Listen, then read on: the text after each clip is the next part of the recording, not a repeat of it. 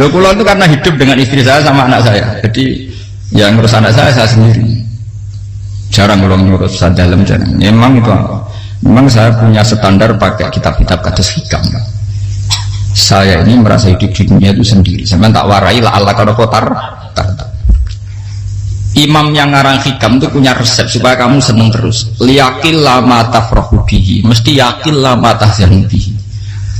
Usahakan sedikit sekali apa yang bikin kamu seneng, maka akan sedikit sekali yang bikin kamu susah. Jadi misalnya kulo nih, jadi kiai misalnya cari wong ya kulo kiai wong alim, jelas nak ngalimnya ngalim, nak kiai rapati ya, nak ngalimnya jelas. Tapi nak kiai rapati, nah kan kiai tapi orang ngalim. Nah kulo nak darah wong alim malah beliau jelas. Nak kiai rapati ya, kulo rapati nurut, tapi aturan masyarakat rapati nurut. Nah sampean kiai tapi orang apa ngalim. Ya betul. Enggak, ini memang bedanya jauh. Ya mungkin lebih kiai sampean cara derdek-derdek dongo meyakinkan sampean. Tapi cara artine dongo piye paham kulo. Lha boten iki nyata, sampe rasa tersinggung napa barang-barang napa? Nyata. Nah, kulo sering ditakoki kiai-kiai masalah. Resep napa jenenge? Kok jenengan ra tau susah, dal kita ra tau wiridan atau mau sisip. Resepnya ilmu itu gini kata hikam. Ulama yang kayak hikam itu pernah ngarang kitab tuh saking syukurnya entah saking angkuhnya terserah komentari. Kamu harus yakin bahwa di sisa hidup Anda itu tidak akan maksiat lagi. Sehingga kalau kamu ditakdir maksiat, anggap saja akhiru maksiatin kudirat alaika. Anggap itu yang terakhir. Siapa yang menganggap mukhal bahwa dia tidak akan dosa sampai mati, berarti menganggap Tuhan itu lemah. Karena cara berpikir kita kan bayangkan hidup itu 40 tahun lagi. Misalnya saya sekarang buat 40, bayang umur kadang 4 tahun meneh. Sampean misalnya umur selawe, bayang selawe tahun meneh. Sehingga nganggap dalam durasi ini selawe tahun kok orang maksiat kan mukhal. Apalagi sampai sudah tahu maksiat itu bakat tempah. Ya maksiat ya kelas-kelasan, nak bikin pacaran. Nak wong iso mau yo nakal, nak sing setengah soleh ya berbau proposal itu sesuai kontaknya dhewe-dhewe. Itu kan urusan masing-masing. Ya itu kan urusan masing. Wae wakisabu ala wa ngono ora ono sing ro wae wakisabu. Ala. Ngarobong wali songo, mbok kangen wali songo, mbok golek selisih wae napa alam. Sing roh pangeran tiap. Mbok kangen wali, mbok golek selisih margin. Niku pokoke wae napa ya itu kan urusan jenengan mbek pangeran, bukan urusan kula. Tapi tetap saya sebagai ulama mengingatkan, niat itu ditoto. Begini, ulama dulu tuh ngitung hidup itu hanya 2 menit 2 detik, sehingga dia ya gampang saja. Kayak imam, kayak kanjeng Nabi itu, ya Rasulullah kenapa tidak menyediakan makan untuk besok? Loh, saya itu tidak yakin kalau hidup saya sampai besok. Ya sudah begitu cara, ya sudah tenang saja. Kalau sampean kan bayangkan hidup 4 tahun lagi, 5 tahun lagi, sehingga arah mangan di wedi tenan. Padahal bolak-balik zaman cilik arah mangan tetap wedi. Jadi cara berpikir Nabi itu begitu. Begitu juga cara pikir sahabat, cara pikir ulama-ulama yang waras itu begitu. Lalu saya itu pernah melarat di Jogja, zaman pertama merantau. Itu kalau santai saya bilang, Gus kok tidak punya beras, tapi aku yakin nak sesuk urip paling. Gue butuh mangan sesuk, anak sesuk ijek nopo. Cara berpikir ulama itu begitu. Sehingga melihat maksiat juga gitu. Alhamdulillah aku ijek urip 1 detik, 2 detik, 2 menit. Sehingga hidup. Dan itu sudah cukup untuk lafadzkan la ilaha illallah. Makanya kata yang ngarang hikam, betapa murahnya Allah. Surga itu hanya bisa dibeli dengan 2 menit. Karena surga itu senilai la ilaha illallah. Miftahul jannah la ilaha illallah. Itu cukup 1 menit. Berarti surga itu regane mau 1 menit. Dan karena dia nganggap hidup itu 1 menit ke depan, la ilaha illallah, ya sudah. Dia ngitungnya hidup itu per menit. Kalau sampean kan enggak, per 10 tahun, per 20 tahun. Sehingga kriminal betul, cara pandang sampean itu kriminal betul. Sehingga bang kudu di duwe, kudu di bojo, nak kiai kudu di pengaruh. Nah kalau saya enggak, saya meskipun tidak sehebat itu, tapi mewarisi keilmuan mereka. Jadi misalnya saya jadi ulama itu bayang dong, di santri musitok. Islam pokoknya ke Ahmadiyah ya gitu saja. Ya pokoknya sudah gitu. Orang bayangno santri sing kelambinan takwa khusyuk salam tempel demen gelo, demen apa? Lu tanyakan santri-santri saya itu mungkin belum pernah nyuruh istri saya bikin kopi. Bisa dihitung. Karena saya itu sederhana saja. Misalnya saya pergi dari Jogja ini yang nyata salam. Bayangno bojo wis maca gawekno kopi, bukakno lawang malah kecewa. Seperti umumnya orang kan gitu. Semerantau ada gangno bojoku nyambut, digawekno kopi, digodhogno banyu hangat teman, bareng teko bojone wangep kukur-kukur. Karena tarifnya dia ideal, maka mudah kecewa kalau itu tidak terjadi. Nak kula mboten, sebaiknya kok Yogya bojoku cek utuh Islam, nak salat di madhep bulan ya sudah gitu. Pakai standar-standar yang minimalis. Saya dari rumah bangun sampai ngaji ya, pokoknya melek, terus ya sudah nak sholat di madem nopo, mulanya sudah gitu. Andai kan saya pakai standar maksimal, maka akan mudah kecewa. Rasulullah juga begitu. Rasulullah itu ngadepi Sayyidah Aisyah, itu ya begitu, ngadepi Hasan Husain. Sehingga tidak ada cerita Nabi mudah kecewa, betul. Karena Nabi bayangkan anak istrinya itu ya minimalis sekali, urusan dunia maksudnya minimalis sekali. Misalnya Nabi pagi-pagi tanya, ya Aisyah apa ada sarapan? Enggak ya Rasulullah, ya idzan asumu kan itu saya puasa. Kalau sampean usul-usul lah digekno kopi wong wedok opo, itu kan repot. Muni-muni itibak sunnah Rasul tapi enggak pernah sampean mendekati sunnah napa Rasul. Sehingga ya tenang saja Nabi. Saya tahu alhamdulillah bisa niru dalam gitu-gitu tuh bisa. Makanya ini kiai muda paling enjoy. Banyak kiai-kiai sepuh itu kalau urusan gitu konsultasi Mas. Gus resep apa kae. Niki kula resep era dekarep. Sehingga saya tidak pernah bayangkan apa tanggaku seneng aku atau orang ngaji aku kecewa, tidak pernah bayangkan. Sampai bukan makhluk, tidak penting. Kecewa itu tidak benar. Saya itu orang alim, ngerti ini warido kamat lubi, ora warido kum. Yang tak boleh ridane pengiran, ridane sing ngaji, ridane konsumen. Itu apa makhluk tidak penting. Itu harus dilatih. Harus apa? Sehingga orang itu kalau biasa sholat, maksudnya biasa ta'alluq bi Allah, mesti la'alla katardo, mesti gampang puas. Karena dia iktifak ngalap cukup be Allah Subhanahu wa ta'ala. Saya sebagai manusia juga sering ditangisi istri. Misalnya saya sering ke Jogja sendirian. Nah ninggalan nopo, ninggalan ibu milik pengiran. Misalnya mati ninggalan, ya paling aku mau ngapain sih suaraku. Paling mau nangis gue kegiatan. Bukan apa. Ingin saya bahwa konstitusi ulama itu masih iktimat Allah. Kalau kita kan enggak. Cara berpikir kita ngaji itu ideal semono podium, ngaji kelaminan takwa kabeh, ketunan kaji kabeh, diluk kabeh.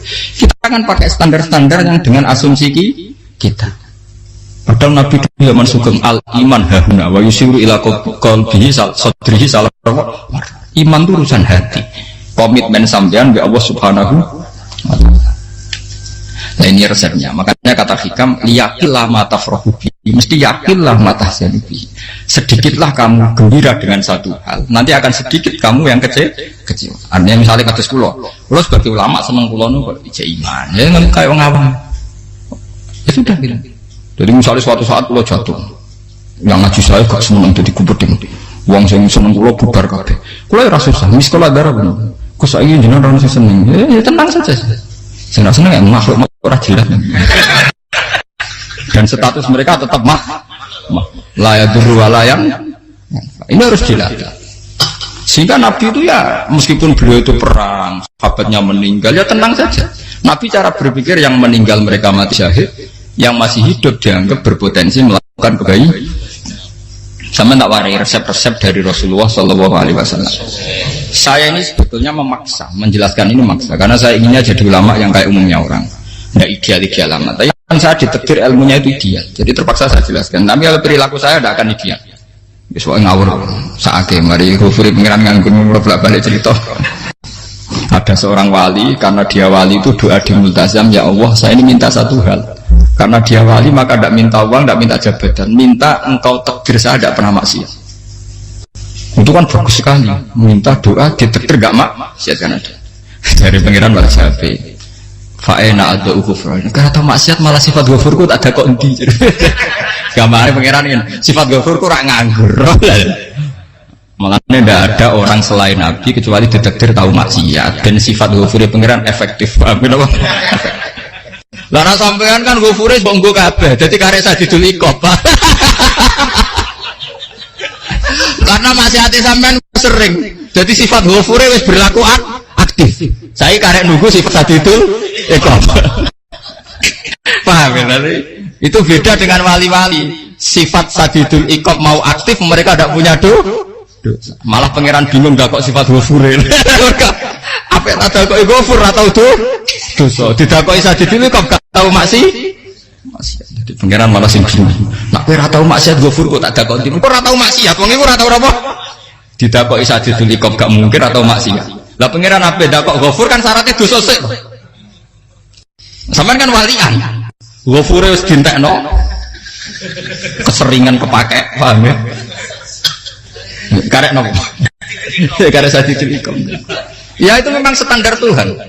Semua Quran itu kalau nyeritakan gitu. Nabi ibadi anni anal ghafurur rahim. Kaulaku ceritani aku ghafurur rahim, tapi yo ceritani wa anna adzabi wal adzabul alim. Jadi Nabi ibadi anni anal ghafurur rahim wa anna adzabi wal adzabul alim.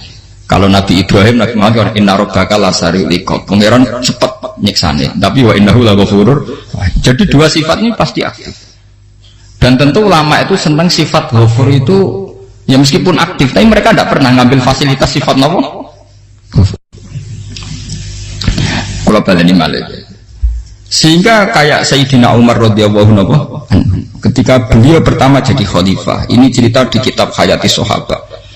Pertama dia jadi khalifah, orang mengira dia akan ngomong hal-hal yang besar, visi besar tentang negara, visi besar tentang izzatil Islam wal muslim. Tapi ketika Umar pertama pidato begini, ayuhal muslimun ayuhan nas, ana, dari kata Sayyidina Umar, ana hulamun min bani maksud, akulu min kholati, saya ini pemuda dari Bani Mahzub. Kecil saya bisa makan karena bulik-bulik saya punya kebun kurma yang kalau saya memanen diopahi beberapa biji, dan itu menjadi kuti wahayati, menjadi saya bisa hidup. Terus wassalamualaikum warahmatullahi wabarakatuh. Orang itu penasaran semua. Orang jadi khalifah pertama dibendem jadi amirul mukminin, pidatonya ngenang masa kecilnya ra kelar mangan, kelare mangan mergo buruh bulike, paham ya? Ngunduh kurma terus dikai tamarotin, beberapa kurma sing dadekno iso, dan itu saya pakai sampai ketemu Allah Subhanahu wa taala. Saya pakai misalnya sekarang saya mulia, misalnya kalau dibilang mulia ya ono sing nyucup, ono sing husnudzon, ono sing hormat, macam-macam sawangane. Itu bodoh sekali kalau saya menikmati itu, bodoh sekali. Paling banter nikmati dicucup, dihormati itu apa? Tapi kalau nikmatnya bisa makan saat itu tuh nyawa. SBY jadi presiden prestasi, Gus Dur jadi presiden prestasi, tapi umum orang presiden tetap mangan. Prestasi tertinggi adalah bisa makan selisat dirumki goyo-goyo. Makanya Umar mengingatkan, sebetulnya nikmat tertinggi saya itu tidak saat saya jadi khalifah, saat itu kok aku iso mangan, cara gak aku mati. Paham ya? Begitu luar biasa. Kita ini kan menjadi angkuh karena ngitung nikmat itu yang besar-besar, punya prestasi, punya. Kalau saya enggak ngitung nikmat itu kelar mangan gak mati, kan gampang. Sehingga saya tidak mudah kecewa karena tarifnya minimalis, gak gampang apa? Jadi misalnya kalau kapan-kapan kok berhubung, Gus ini ke Tuhan rasanya jangan nyata-nyata. Oh makhluk itu ya gak apa-apa. Kalau di status kiai kan seakan-akan ngomongnya sakral, seakan-akan mandi. Tapi nak tak status, oh makhluk itu ngomong ya sudah kan. Menjadi kan distatuskan sebagai apa? Makhluk. Tentu makhluk statusnya la yadurru wala yanfa. Di sini ini penting. Orang-orang ahli tauhid tentu tidak punya kesusahan. Innalladzina qalu rabbuna wa tsummas taqamu. Mesti tidak ada kesusahan sama sekali. Misalnya ulama-ulama dulu mau mati, ya tenang saja. Mati kedua itu mati paling menantang ya, menyenangkan sekali. Karena mati yang seru itu mati zaman Al-Adam. Misalnya saya kelahiran tahun 70. Tahun 40-50 kan belum ada saya. Itu mati yang sejati karena Al-Adam. Kenapa? Al-Adam tidak ada. Mati yang nanti itu mati yang petualangan, karena saya mati setelah menyaksikan kekuasaan Allah, setelah husnudzon sama Allah, sehingga mati yang menuruti kerinduan akan ketemu sang kekasih. Makanya Jalaluddin Ar-Rumi ketika mau meninggal dan orang-orang muridnya nangis, dia marah-marah. Hei murid-muridku, betapa bodohnya engkau. Saat kayak ini yang saya tunggu, saya sudah menyesal berusaha sampai Allah dat cinta senang. Aku kecewa waktu makhluk-makhluk kaya kuwe. Saiki wis wayahe aku goleki kholik zat sing tak senengi malah mbok tangi. Cuk bodhone kuwe, saat-saat sing tenteni malah mbok tangi. Betapa aku lamanya menunggu kematian ini. Mergo hidup itu keterpisahanku mbek Allah, kemen ketemu kuwe. Malane Jalaluddin Rumilah yang mengistilahkan mati itu malam pengantin. Makanya fal'an awanus sirok minkum wa awan wisol habibi.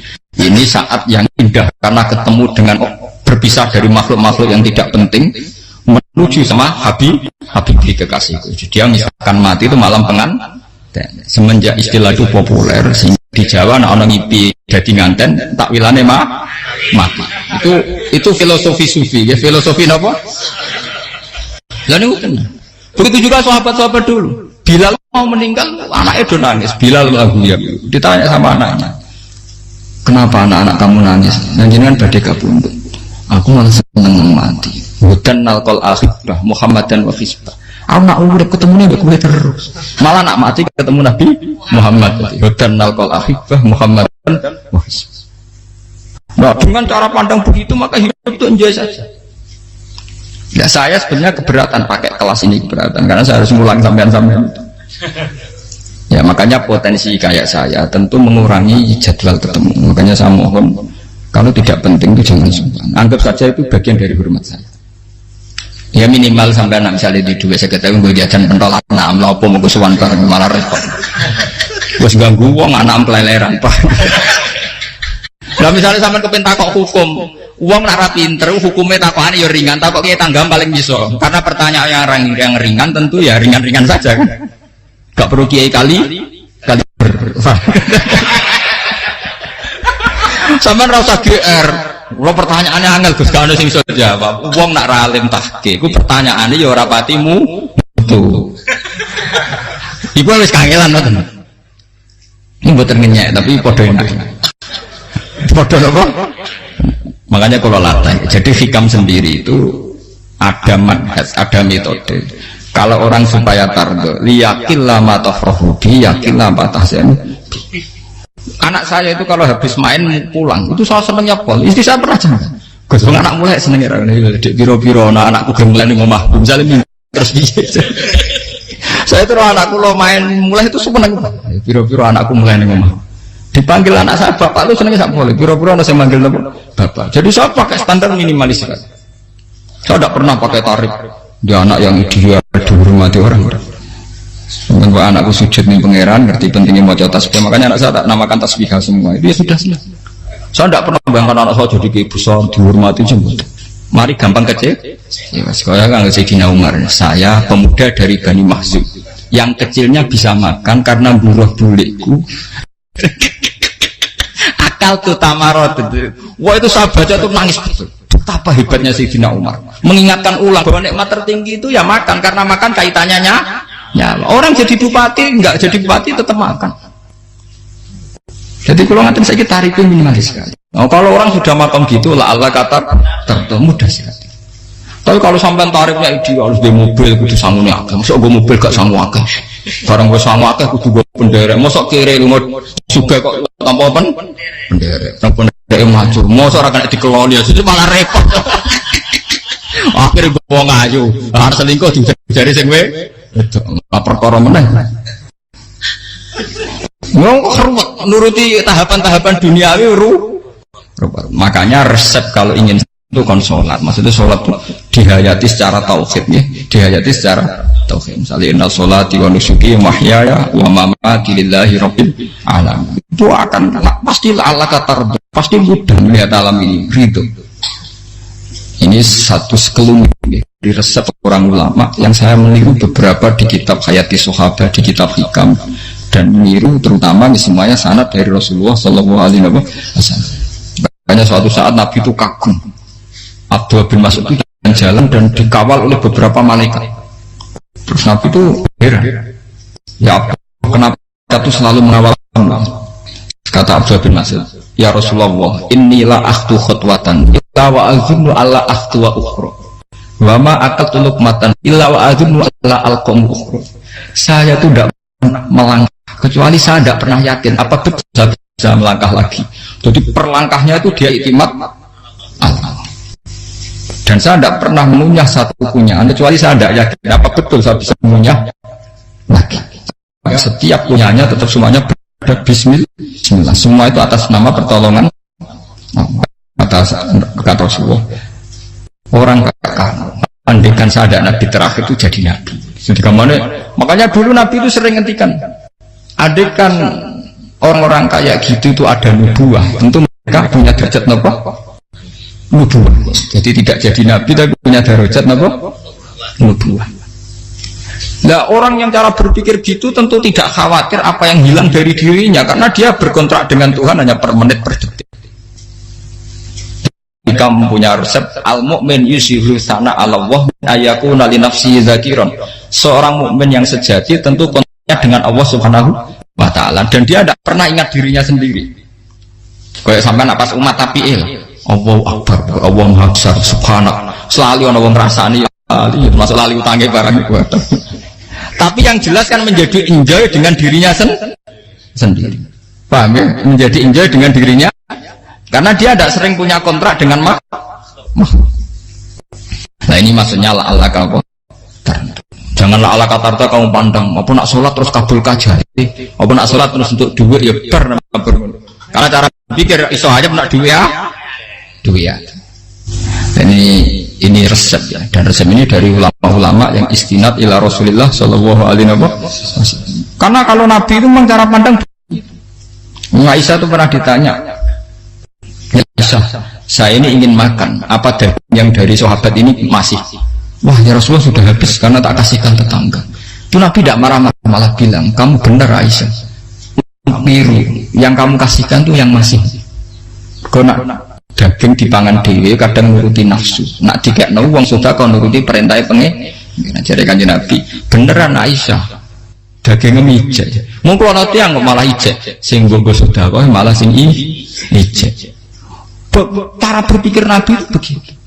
Tapi tahu-tahu disederhanakan sunnah Nabi serbanan. Nah itu kan, ya memang itu bagian dari sunnah Nabi, tapi sunnah seharga 10.000. Paham ya? Ini monggo mawon sampean sunnah Nabi serbanan, tapi itu sunnah yang bisa dibeli dengan murah. Hakikatnya sunnah Nabi itu rata-rata bentuknya perilaku. Napa? Sampeyan delok dawuh Aisyah tengene tiba berjanji, kana khuluquhul Qur'an wa shimatuhul ghufran yansahu lil insan wa yafsahu fil ihsan wa ya'fu 'anil dzambi idza kana fi haqqihi wa sababi. Kana khuluquhul Qur'an, Nabi ku akhlak dasare wis kaya Quran tok. Urusane akhlak. Wa shimatuhul ghufran, ciri utama sifatnya Nabi gampang nyepuro. Yansahu lil insan. Dan Nabi punya pada seluruh manusia. Wa yafsahu fil ihsan, sering melakukan ihsan. Dan sunnah Nabi ngoten kan luwih sering kula Quran ya hafal mulang. Wasimatu kufron kula gampang nyebut sampean ngaji angop ora tau tamu. Yang sahulil insan kula bedina nate tiyang mulang. Wa yafsahu fil ihsan tak gampang. Kula mulai ora tau itu sakmene kudu podium kudu wong dilo ya ora. Pokoke anggere ke Ahmadiyah ya madhep mulon ya sudah. Loh itu kan dawuh Aisyah ketika ditanya kaifa kana khuluqu Rasulillah, dan itu semua dijawab oleh ahwal, oleh sebuah perilaku. Tidak ada Aisyah jawab nganggo atribut. Oh Nabi itu serbanan, tidak ada itu. Memang itu sunnah ya, satu itu sunnah kan, jangan salah paham ya. Tapi itu sunnah yang tidak dijawab oleh Aisyah. Sunnah yang sampean jawab sendiri, paham?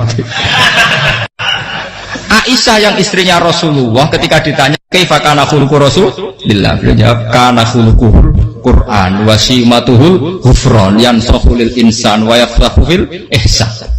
Semuanya akhwal wa ya'fu 'anil dzambi idza kana fi haqqihi wa sababi wa idza dia haqqu wa lam yakun li ahadi marra'ahu badihatan haba wa idza ta'ahu al miskinu ajaba yaqulul haqqa walau kana murra wa la yu'minu lil muslimin hisaw wala. Semuanya itu akhwal, satu perilaku sosial. Saya mengakui kalau serbanan sunnah, ya saya ngakui. Tapi sunnah plus karena saya mewakili yang akhwal tadi, yang apa? Lah mungkin untuk sampeyan, monggo kalau untuk ngisi sunnah. Tapi mbok ya adil. Ini bukan kritik mboten nggih. Yang meyakini serban sunat kan sudah banyak dan itu bagus. Tapi cobalah juga meyakini ahwalu Rasulillah. Makanya mansanna sunnatan itu rata-rata ulama maknani siapa yang ikut sunnahnya Nabi. Rata-rata ulama nafsir ahwalu Rasulillah wa af'alu, perilaku sosial Rasul. Makanya terusannya wa idza ja'ahul miskinu ajabah. Kalau dipanggil orang miskin ya datang. Ya maksudnya ada harus orang miskin manggil pas resepsi kawin boten. Misalnya ono wong melarat kuwi di sepeda motor, wong melarat iki yo ngeteroni puskesmas ya mbok terno. Wong melarat loro yo nukono misale apa minyak kayu putih mbok tekani. Ora kok ngerti-ngerti mbok musan wali matul sing wajib piye. Payah. Yo lan jauh miskin aja pe ora ono hadise urusan wali matul Islam boten. Kalau orang miskin manggil ya. Dalam riwayat hadis ya Nabi sering dipanggil orang miskin. Ya Rasulullah, mbok datang ke rumahku, ada apa? Terus ya Nabi, saya tuh ingin rumahku sing elek jenengan nanti salat teng mriku. Ya Nabi datang ya salat aja ya ora jaman. Fi ayyi makanin aradta an usolliya fi. Kamu di tempat mana kamu seneng salat? Teng mriki ya Rasulullah. Ya Nabi salat. Sing undang ya waras pisan. Kenangan mbek Nabi kok mae dienggo salat Nabi. Ambean tahu tanggung kiai kon salat. Kon promosekno anakmu iku paham. Ya itu nggak nunggu kersane ketampi PNS. Padahal kiai ini dia anak era PNS. Kalau dulu kan sahabat ngundang Nabi itu ya gitu. Ya Rasulullah, saya itu ingin sekali engkau sholat di rumahku. Fatakhidahu musallan. Kemudian tempat yang pernah engkau sholati mau tak pakai musola pribadi. Makanya masjid Kiblat itu rumahnya sahabat. Karena dulu Nabi pernah sholat di satu tempat. Adalah ono perintah tahlilul kiblat itu di rumahnya sahabat. Itu sahabat dulu tuh kalau ngaturi Nabi itu kenanya ingin Nabi pernah sholat di situ. Nah, ilmu ngeten ini muntah. Ya untungnya nonton kula, jadi ono sing ngeleng-ngeleng memang. Teman-teman kudu syukur ya, artinya syukur ya. Orang kayak saya itu tidak usah sampean dikte-dikte ngikuti hukum adat. Kalau ngoten sampean gelo mergo kula ora iso teko, kula ya gelo perkarane ulama kok mbok atur. Makanya saya sering guyon cerita, saya itu kalau di pasar Pandangan dulu tuh anyaran boyong sering di pasar, ditanya sama Gus Ngalim kok di pasar, piye? Aneh tuh, ya aneh tuh, aneh piye? Bodohnya al wong alim. Kadang masyarakat tuh tidak sadar keanehan dirinya sendiri. Mereka enak saja merasa kalau orang alim ke pasar itu aneh. Mereka tidak sadar orang bodohnya al wong alim ya aneh. Enak saja mereka mikir sepi. Faham ini supaya sampean la Allah kan apa tar. Makanya untuk Rasulullah, Nabi itu sering ngendikan nek ana tamu hormati. Tapi etika mertamu di Rasulullah itu walakin idza du'aitum. Mertamu Nabi itu ditimbali. Walakin idza du'itum du'iya mabni majhul. Ketika kamu ditimbali fatwa. Jadi ya ayyuhalladzina amanu la tadkhulu buyutan nabiyyi illa ayyudzana lakum. Jadi untuk sowan Nabi itu nunggu di meskipun sahabat itu rindu Nabi, tidak berani sowan ke dalamnya Nabi. Kalau ingin ketemu Nabi di barno pas sholat jamaah, karena Nabi pasti keluar di masjid. Andai kan Nabi lima tamu di rumah, ya rasido dadi Nabi.